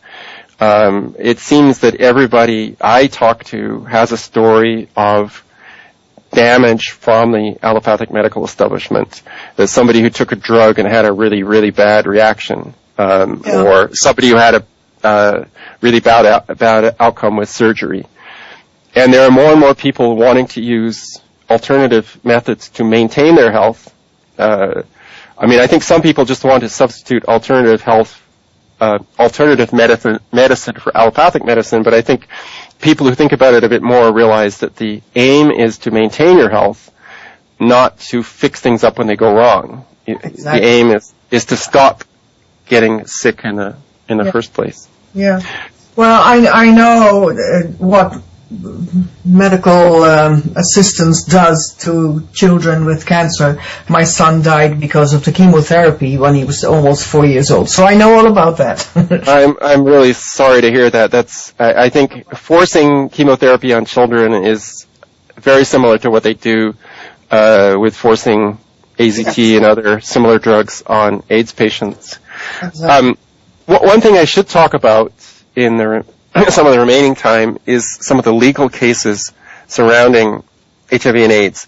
One of them one type I've alluded to before, which is an HIV-positive woman who has a child will be forced to take medications.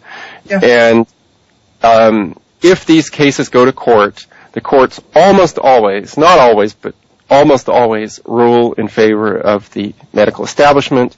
The child is taken away from the mother and force-fed drugs.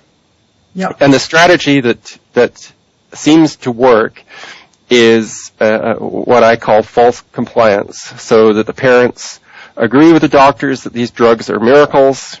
They take a prescription home.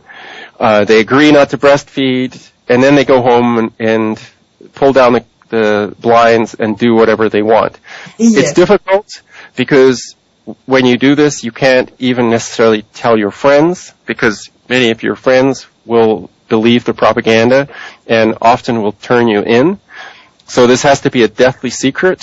But once you get the baby safely through the period of breastfeeding and the first few months drug-free, it gets easier because the drugs are generally imposed only in the first few months of life. And the medical establishment doesn't really seem to care what you're doing as long as they believe that you are obeying them. So as long as you come in and say you're obeying, you have to pay lip service. You have to, but it's you can't slip up even once. And so you may. I know one woman, for example, who purchased the drugs but did not use them, because if she did not purchase the drugs, somebody might check her prescriptions, and so she could always show the prescription. Yeah. You have to have formula in the house, and you have to have the right paraphernalia to use the formula, and you may need to make a show of feeding the baby formula when the public health nurse comes over.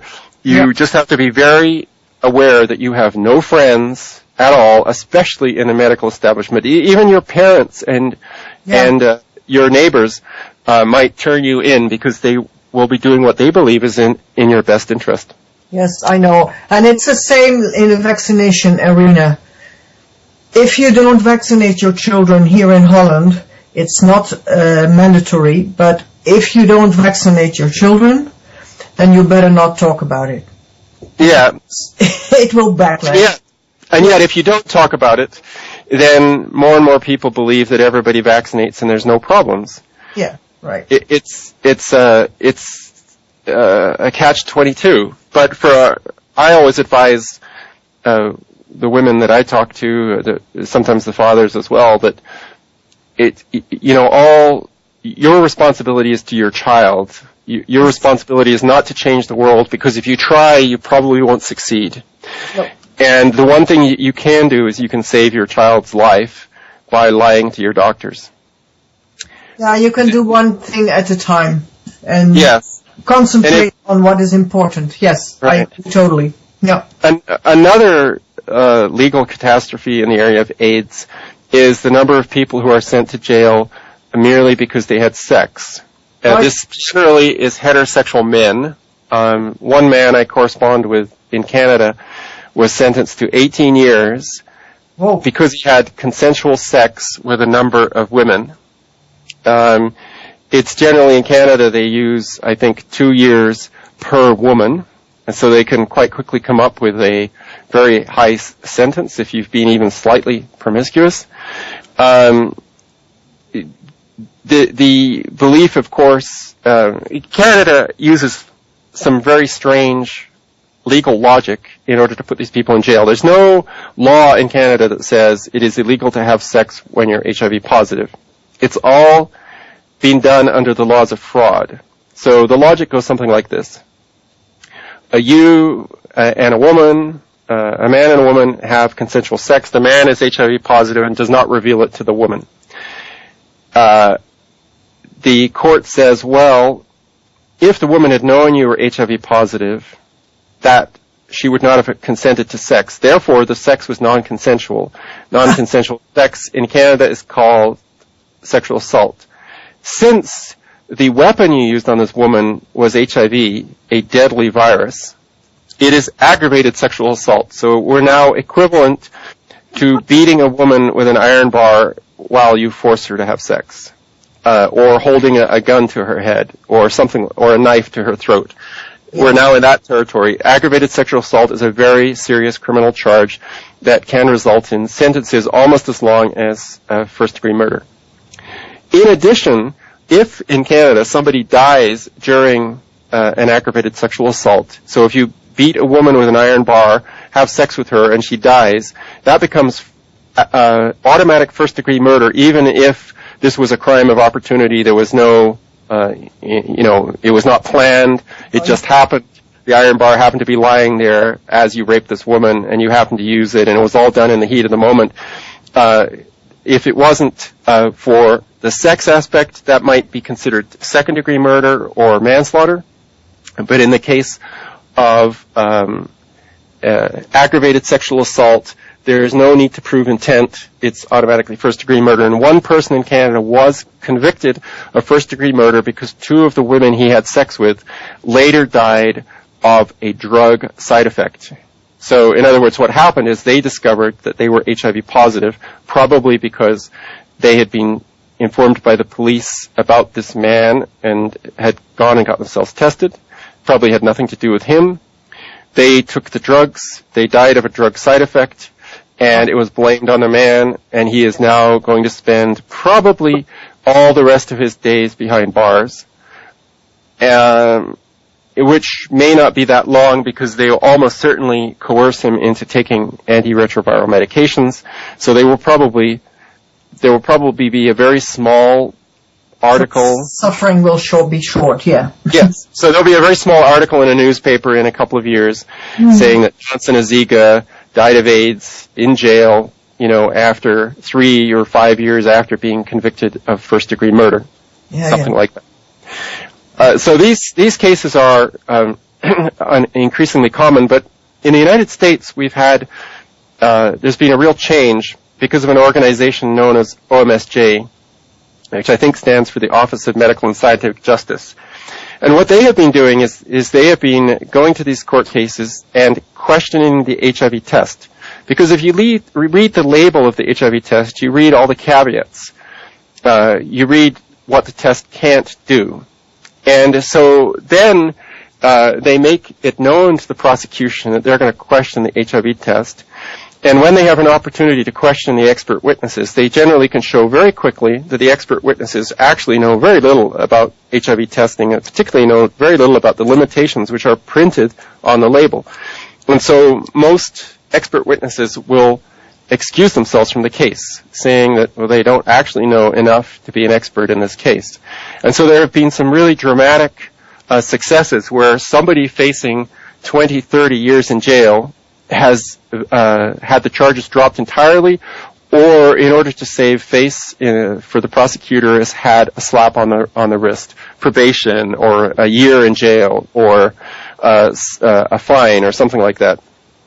So we have found a way to fight back against this legal assault on HIV-positive people, and I think that eventually, as it becomes clearer and clearer what the limitations of HIV tests are, and as this becomes proven in court, it will erode the faith of the rest of the world in the HIV test. Hopefully, yeah, but that might take some time, I'm afraid. Well, it already has. I mean, we're now talking 32 years since 1981. So we're past the 30-year anniversary of the whole AIDS dogma. I mean, it was fully established in 1984 with the HIV test, and I guess 1987 was the start of chemotherapy for AIDS. But we're in the 20 to 30 year mark for most parts of the dogma of HIV and AIDS. It's very clear that the world no longer is as concerned about HIV and AIDS. It's like there's not really any excitement on December the 1st, World AIDS Day. I mean, everybody out of duty publishes an article on World AIDS Day, and there'll be television programs. But it's quite clear that the average person is not really concerned about HIV and AIDS, that they don't really worry about what's going to happen to them or their children, because they don't know anybody who has AIDS. And even in the gay community, it's becoming less and less of an issue. I mean, you go for the AIDS walk once a year and you donate money to an AIDS charity, and apart from that, you forget about it the rest of the time. Yeah, what can people do if they have been diagnosed with HIV? A few years back, I had contact with a nurse in Africa. Where in Africa exactly, I don't remember, but she worked with so-called AIDS patients. She trained them to grow their own food, their veggies and citrus fruit, and she brought them back to life, basically. And these people had AIDS, but they performed as normal people. Right. Well, I guess the first advice is not to get HIV tested. Yeah. But if you have been tested and found positive, you have to live with that. It's very difficult to get rid of your diagnosis, although retesting can be done by some people. I think if we're talking about people who actually have immune conditions, I think the biggest battle you have to win is against your own mind. Because generally the meme of HIV and AIDS, the viral causation, is so deeply embedded, it's very difficult to not panic when you think of the fact that your body is invaded by this virus that's destroying it. Right. You then have to go back and ask yourself, why is it that I'm immune suppressed? Is it because I worked in a factory that dealt with chemicals, or I worked in a dry cleaners? Is it because I've had a really bad diet with a lack of fresh fruit and vegetables for a long time? What are the reasons for my health problems? I think the first thing is to try to identify that so that you can stop those causes, because those causes may still exist. You may be the kind of person who gets vaccinated for every thing that comes along, routine flu vaccines, and every time there's a scare, you go out and get vaccinated for it. That could be one of your problems. It could be bad diet. So you have to stop the damage first, and then you need to find a health practitioner who can help you reconstruct your body, because you may have depleted your immune system over many years. And so it's not just stopping harming your immune system, but you actually have to start to rebuild it. And that takes somebody with an interest in natural medicine. It's not an area I know very much about. I think that everybody's situation is probably unique. It's individual, yes, of course. It's very individual. And I think sometimes people not only need help rebuilding their body, but they also need help understanding what is a good diet. Because a lot of people have grown up with an industrialized diet, they eat at McDonald's or wherever, and they don't understand, what components of that are bad for you. I guess it's like HIV and AIDS, probably all components. There are many people who, will try to eat healthier, but they're still drinking diet pop, which has become almost a health food in America, which is a bizarre concept, but it's like people who are dieting will always drink diet pop, diet soda. Yeah. Because so they fry their brains with aspartame. Yeah. Right. And it's sort of this strange mental battle they're playing with themselves. Well, maybe I do have a piece of cheesecake occasionally, but I'm drinking diet soda, so that negates those calories that in the cheesecake or something. But obviously you have to go and look at your diet in a lot of different ways. It's not just eliminating soda, but what are you going to drink instead? Are you just going to drink water, or are you going to try to have some teas with beneficial components in them? Is your food live food or dead stuff? Yes, there's much of that, and I'm certainly not an expert in that area. I mean, I try to eat well, and I think my diet is significantly different than the mainstream diet in North America, but it's very important for people who have damaged bodies, maybe damaged for years. In the case of AIDS, they may have been taking antiretroviral drugs for some time, and those have a really bad toll, not only on your body, but on your intestinal flora. That's one of the things that scientists noticed about AIDS victims is that their intestines were waste glands. It's probably had a lot of antibiotics before that. Well, it's not just the antibiotics. A nucleoside analog kills every living cell, including the bacteria in your intestines. Yeah. So if you've been taking antiretrovirals or a lot of antibiotics or a lot of other drugs, you have to think about the health of your intestines, and that may mean using more probiotics more frequently than the average person will need, because the damage to your intestines is not reversed overnight. And in fact, some damage by antiretroviral drugs will never be completely healed in some people, and so you may need to go through life with supplements just because your body needs things that you're not getting in the natural way. Yeah, and that takes health care person who really knows what he or she is doing in that respect, because it's an art, really. Yeah, I mean, if you go to a mainstream doctor, yes. they'll diagnose you with Crohn's disorder or something, and give you experimental therapy. It will never admit that the reason why your intestine's not functioning properly is because the drugs that they gave you in the past have destroyed all the bacteria in your intestine. But allopathic medicine is never addressing any cause whatsoever, so forget about it. It's useless. It's absolutely useless. They exchange symptoms. That's what they do. It's never healing anything, ever. So that I can be very clear about that. I have no qualms saying that.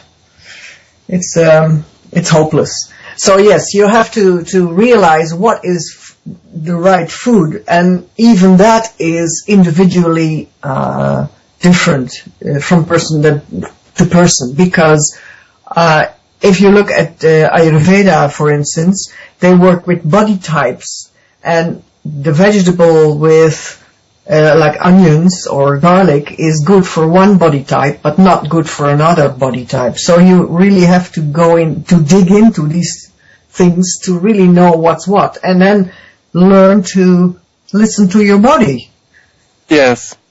Yeah, I think that's really true. Part of that, and that in itself is part of your healing process, that you give to yourself, that you have attention for what you put in your mouth, what you buy, what you don't buy, this, that, and the other.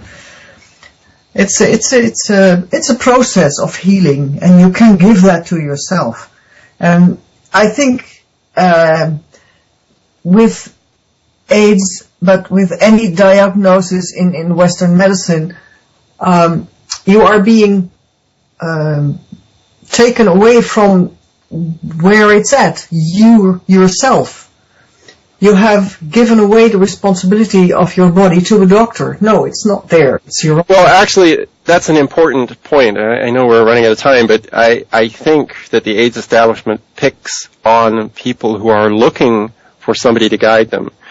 And one of the things that's very difficult for some people who have been living with the belief that they have AIDS for some time is gaining the strength to be independent in their health decisions. They're used to other people making them, and they have to start thinking for themselves. Even if they go to an alternative practitioner, you still have to think to yourself, is what I'm hearing making sense? Is my experience with what he's telling me that I'm getting healthier? And it's very easy to fall back into the AIDS establishment where so many things are given to you.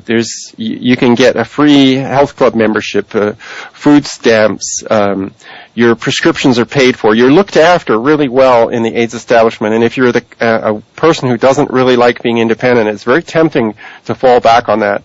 And that does happen. Despite all the side effects of the drugs, it has an incredibly hold on people. And it takes a lot of strength to say, I'm going to give up everything, and I'm going to start afresh, and I'm going to have to make new friends, because all my friends are in this toxic environment as well. In the same dependency. Yeah, well, I'm always saying to people, these changes and these decisions and finding out about what diet is best for you, you have to do it yourself, but not necessarily alone. Yes, I'm not saying that you shouldn't consult with people, but you need to stay in control of your health decisions and not let anybody, even the best recommended alternative physician, you shouldn't let anybody make those decisions for you. You should listen and evaluate and try things and experiment and figure out what works for you and what makes sense to you and stay in control of your health. And, if people come to me and talk and they go back and they go on to the ARVs, which sometimes happens, I'm happier that at least they had an opportunity to make their own decisions. But I think generally if people are given the information and if they take charge of their own health, they generally make much better decisions, and that usually doesn't involve the ARVs. Right, and Western medicine is about making people dependent on the doctor.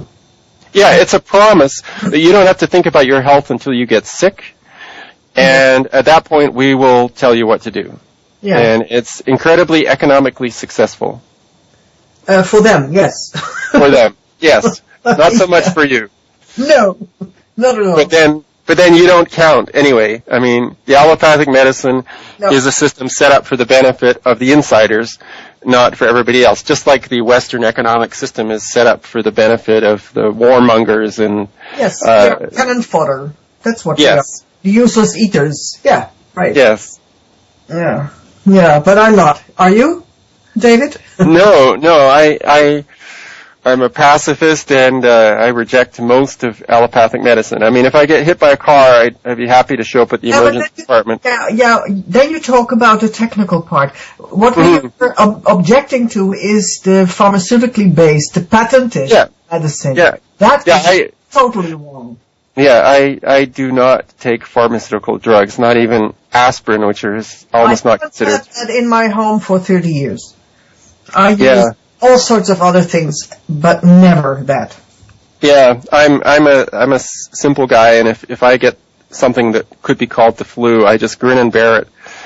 Make sure I take lots of fluids, but I don't take anything else. And after 3 or 4 days or a week, it's gone, and it only happens once every year or two. So it's just it tells you that you have an immune system that is still awake. That's seems to be. Yeah.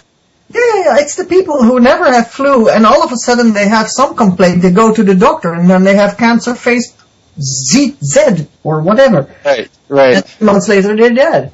Yes. Yeah. You better have an immune system that bothers you sometimes. Yeah. That's the best sign you can have, then it's still awake. Yes, well, it can produce a fever when it needs to. Yeah, and by the way, if you take fever and you have a viral infection, if you take aspirin when you have the fever, you will help the virus, not yourself. Because virus replication is dependent on electromagnetic switch, so to speak. And if you have a fever, that switch doesn't work, so it can't replicate. So it's even stupid to take aspirin. Yes. Aspirin actually has killed a lot of people through liver failure and other things like that. But that's a whole other subject, which I don't think we have time for today. No, but what we agree upon is that allopathic medicine, the patent medicine, is no good. And the story that they have woven around AIDS is a story that's very detrimental to humankind. And what I have noticed as a medical research journalist so often is that all these stories that Western medicine weaves around us, helped by Hollywood, helped by the news, helped by the media, everything they say is a lie. Everything. You have to turn around everything 180 degrees to find truth. And that is a process that everybody has to do for himself. Because I can say how it is, I can tell people how it is, but they have to do their own research because then they own what they found. They can't give them bits and pieces, For starters, to get them going to do their own research. Yeah, and I hope people who are interested in AIDS will go to rethinkingaids.com, and people can contact me through that website. And if they have specific questions that can't be answered through the information we provide, which is pretty extensive, I'd be happy to help. And certainly if you know of somebody who is, if any of your listeners know of somebody who is in legal jeopardy, I'd be happy to talk to them directly, whether it's a mother, whether it's a man who's been accused of not revealing his HIV status or some other situation. I would certainly try to give some information. I'm not a lawyer, I'm not a doctor, but but you have a great network apparently, so yeah, that can help. Yeah. Yeah, and if you're into thinking for yourself, you don't want to believe something just because it came from somebody with an MD or a PhD or a LLB. You want to get information and think about it yourself. But definitely people who are in legal trouble are in serious trouble because AIDS is imposed as a total dogma legally as well as medically. And so it's very important to take any legal situation seriously. Yeah, because human logic and common sense doesn't work there. I mean, if you apply that, it'll not help you. Because the legal system is not logical. Yeah, it's logical for the other party, not for you. Well, it's logical with the building blocks that it works with. And if the HIV building block is a deadly weapon, then their logic makes sense. And so again, you get down to the fundamental building blocks are corrupt. And so they're playing this game with these tiles, which if the tiles were meaningful, would be a meaningful game. But since the tiles are meaningless, it is a pointless, useless, destructive game that they're playing. And medicine, of course, is doing the same thing. Yep. It's like they detect HIV, but it's not HIV, and then they diagnose you with AIDS, but it's not the same AIDS as someone in Africa would be diagnosed with. And then they give you the same drugs that the person in Africa would get for a completely different situation. And then you get sick and they blame it on the mythical HIV. So it's a crazy, crazy system. Yeah, you can't win that one. Oh. Yeah, well, I'd like to thank you very much for the enormous knowledge that you have shared with us. Is there anything that you absolutely want to say before we... No, I think I've covered the major bases, the tests, the drugs, the transmission, the legal aspects. There are other parts to it, and there's certainly a lot of nuances, and I'm sure people will listen to what I said and find gaps in what I said, and you can find answers on our website, or you can ask me a question directly, and I'll try to get an answer. It's obviously a big, huge field, and yet it's based on a rather simple number of misunderstandings. And once you understand that it is a multi-story office building built on a very bad foundation, you understand that it has to collapse at some point. Once you understand how bad the foundation is, but it's lasted for 30 years. I guess there hasn't been an earthquake that's strong enough to topple it yet, but it will happen. Yeah, it will, but I think people's fear that has been induced in them has seen to it that they can't see past the fact that it's a bad building. Yes. Well, how many cathedrals stood for many years until there was an earthquake, and for many years people would have argued, maybe Fukushima is a good example. It was developed with the best engineering knowledge in the world, and they had all kinds of reports about earthquakes and tsunamis, and they still got it totally wrong. Yeah, because they built it on a place where you have 5 pigs fighting in a sack, and you try to stay on top of it and have your equilibrium. Come on. Yes. That's not a place to build a... Yes. So yes, that's how it is. Yeah, but people need to learn to see through that, and that's difficult because Hollywood will put them off guard. The news on television, the media, they will all give them the wrong stories. So people first have to find out that those things are not okay. Yeah, and actually I think it's an important point that the story itself makes sense if you accept the fundamental assumptions. So you have to question the fundamental assumptions. Otherwise it all makes sense, which is kind of crazy. But the reason why it makes sense to people watching it on television is because they never question the fundamental assumptions. They never ask the question, what is the definition of AIDS? Yeah. How do we determine if somebody is HIV infected? What is the evidence that it's sexually transmitted? So they avoid all that. And then, of course, it's this deadly virus that's transmitted through sex in Africa, and it's decimating the population. And that all sort of makes sense as long as you don't go below a certain level of knowledge, as long as you accept the fundamental assumptions. So you have to question those fundamental assumptions, and I hope I've given people a start today in doing that.